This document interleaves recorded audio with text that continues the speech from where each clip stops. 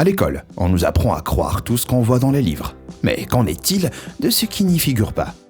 Couvrant toute l'histoire de la photographie, de l'époustouflant qui ébranle la normalité, au bizarre intrigant. Découvrant quelques-unes des photos qu'on ne vous montrera pas dans les livres d'histoire.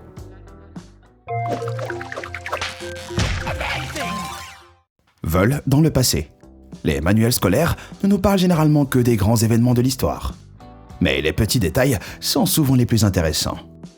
Par exemple, aujourd'hui, nous nous attendons à un certain niveau de confort dans les avions, du siège inclinable au divertissement en vol.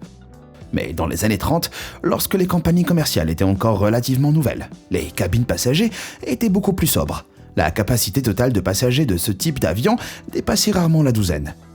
Chaque passager disposant de sa propre chaise en osier boulonnée au sol.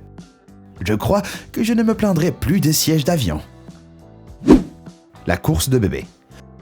Parfois, on dirait que l'âge des athlètes de rang mondial est de plus en plus jeune. Mais les années actuelles n'ont rien à envier aux années 40 et 50 en matière de jeunes talents. La meilleure preuve est cette collection de clichés du Diaper Derby, un événement annuel étonnamment populaire, qui ayant pris place au Palisade Park dans le New Jersey après la Seconde Guerre mondiale. L'événement était parrainé par l'Institut national de la couche-culotte et le vainqueur avait juste à franchir la ligne d'arrivée à 4 pattes. Pour attirer les bébés, une planche de jouets était tirée devant eux, comme dans une course de lévrier au ralenti. Étonnamment, ce pan d'histoire peu connu se perpétue de nos jours, avec des événements à travers les États-Unis. Peut-être ramperont-ils plus vite si on leur met des rayures. Opération Baby Lift. De nos jours, de nombreux historiens considèrent la guerre du Vietnam comme une conquête militaire ratée et beaucoup la considèrent trop longue. Si cette image inhabituelle a peu de chances de figurer dans le livre d'histoire, c'est peut-être parce qu'elle dépeint un moment positif. Souvent oublié de la guerre du Vietnam, juste avant la chute de Saigon. Après 10 ans de combat, le président Gerald Ford ordonna que plus de 3000 enfants soient évacués par avion du sud Vietnam pour leur sécurité. Les incroyables photos de l'époque montrent des orphelins vietnamiens attachés dans leur berceau, en route pour être adoptés aux États-Unis, en Australie et en Allemagne. Certains ayant l'air plutôt relax. J'espère simplement qu'une fois arrivés, on ne les força pas à participer au Diaper Derby. Les gaffes à l'ancienne. L'image que l'école nous renvoie des Anglais de l'époque victorienne est celle d'une société très sérieuse, érigeant la bonne tenue et la politesse au sommet. Au long des années, nous voyons des photos peu joyeuses de personnes en corset ou chapeau haut de forme. Mais ces personnes ne montrent qu'une partie du tableau. Au début du 19e siècle, alors que la photo n'en était qu'à ses débuts, le matériel mettait du temps à emmagasiner suffisamment de lumière pour une exposition correcte.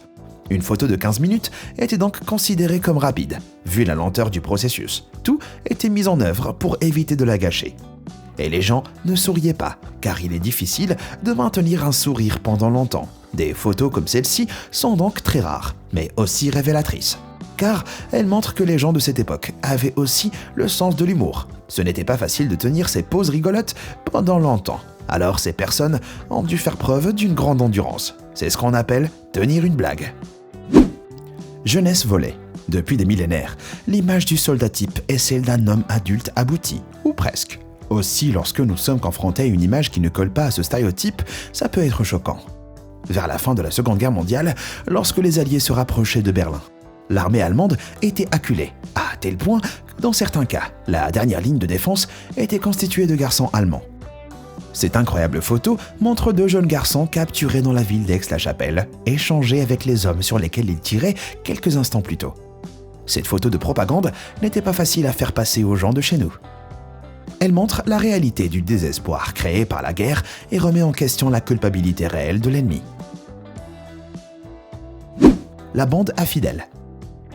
Après une guerre civile sanglante de 5 ans, Fidel Castro prit le contrôle de Cuba dans les années 1950, devenant un symbole mondial de l'esprit révolutionnaire, malgré ses nombreux défauts.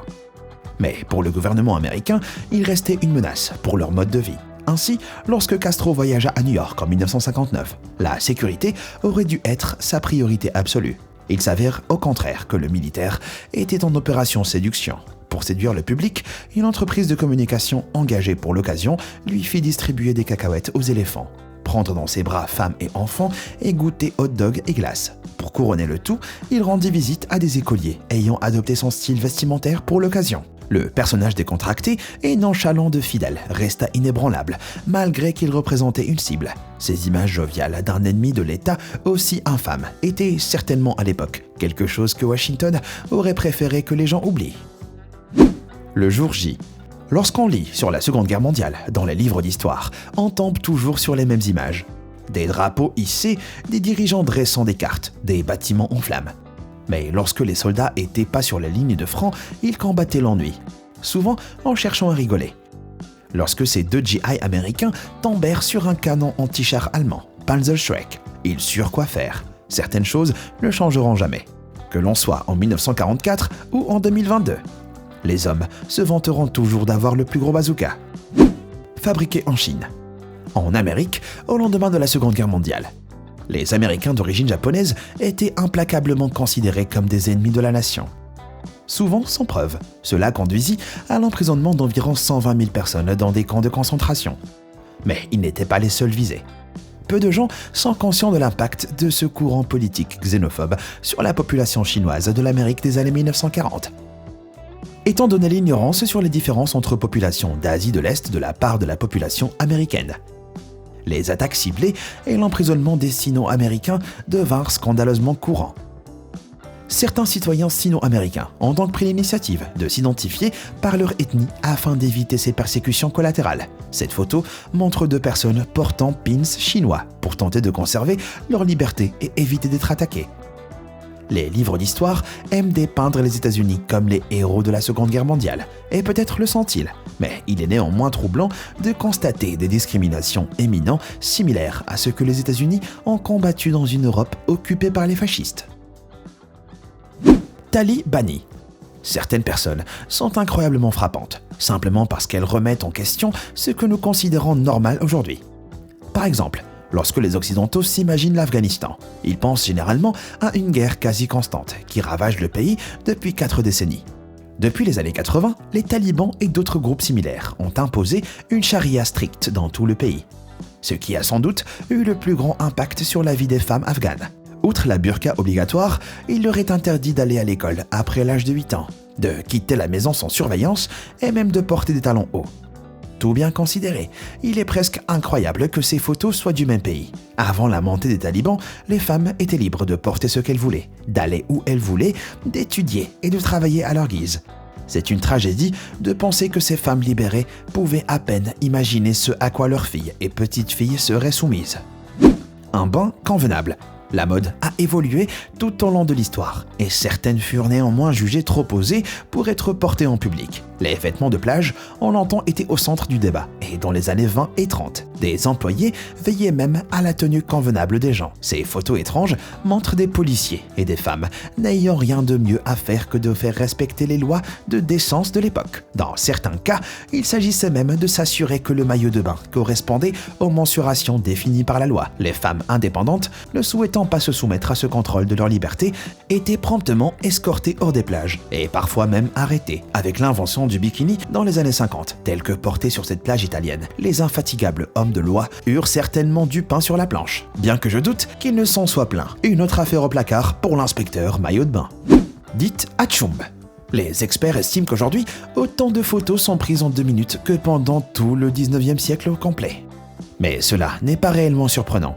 Pour prendre une photo à l'époque, il fallait engager un photographe possédant un appareil et être certain d'être apprêté pour l'occasion. Manque de chance pour cette femme. Le studio devait être particulièrement poussiéreux le jour où elle s'est présentée. Ou bien, elle avait beaucoup d'humour, quelle que soit la cause de cet éternuement. Vous serez sans doute surpris de savoir que cet éternuement parfaitement synchronisé est le fruit d'une technologie de pointe pour l'époque. En 1900, date à laquelle on date l'image, les vitesses d'exposition des appareils photo étaient enfin assez rapides pour capturer des accidents cocasses comme celui-ci. Grâce à ceci, nous pouvons apprécier cet éternuement passé, 12 décennies plus tard. Homme à terre. Les gardes de la reine d'Angleterre sont presque aussi emblématiques que la famille royale elle-même, comme s'ils sortaient d'un magasin de souvenirs. Ces fantassins montent la garde devant le palais de Buckingham toute l'année. Compte tenu de leur célèbre sérieux inébranlable, la photo suivante est d'autant plus surprenante. En 1970, ce membre de la garde de la reine s'est évanoui sous une chaleur étouffante lors de la parade d'anniversaire de la reine.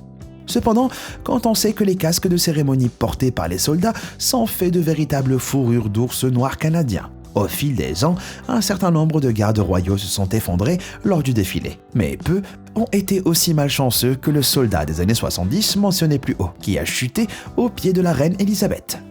Les mensurations de Marilyn. L'histoire du sous-vêtement a connu quelques ralentissements soudains, mais aucun autant que les soutiens-gorge au milieu du XXe siècle. Ce soutien-gorge, supposément inspiré par le physique de Marilyn Monroe, était populaire dans les années 1950 et 60. Connu sous le nom de soutien-gorge obus, il était immédiatement reconnaissable grâce à sa forme quelque peu conique. Ce style n'a peut-être pas duré assez pour figurer dans les manuels scolaires, mais il a certainement fait impression. Bien avant Lara Croft, cet accessoire conique attirait les regards, au point de les faire sortir de leur orbite. Concours de talent aiguille.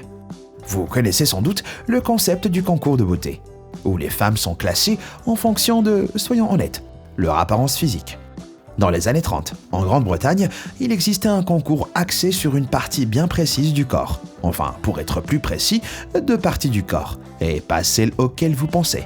Rien à voir avec les soutiens-gorge obus. Ces photos montrent comment les femmes de tout le pays s'affrontaient pour savoir qui avait, entre autres, les plus jolies chevilles. Même les policiers locaux s'impliquaient, étant appelés à juger la compétition. Les visages étaient cachés pour éviter toute partialité, car il ne fallait pas qu'un concours de la plus belle cheville reçoive un vote injuste. Des planches aux salles de bal. Les gens se pressaient pour assister à ces concours bizarres et tomber sous le charme de ces chevilles de femmes. Portée royale. La reine Elisabeth II est l'une des monarques les plus célèbres de la planète. Elle occupe le trône depuis près de 70 ans et détient le record de longévité dans ce domaine. Toutes ces années sous les projecteurs ont donné lieu à des milliers de photos emblématiques d'elle, qu'il s'agisse de saluer des foules ou de se promener avec des corgis. Les livres d'histoire n'ont que l'embarras du choix pour sélectionner des photos de sa vie. Mais parfois, il est possible de tomber sur une image d'elle tout à fait mystérieuse dans un décor peu commun. L'une de ces photos répond le mieux à tous ces critères. Photographiée en train de tirer avec un fusil L85. La reine nous rappelle son rôle de chef de l'armée britannique, car elle semble le manier comme une pro. Je ne sais pas pour vous, mais à en juger par cette photo, je pense que la reine devrait jouer un rôle dans le prochain film de Rambo.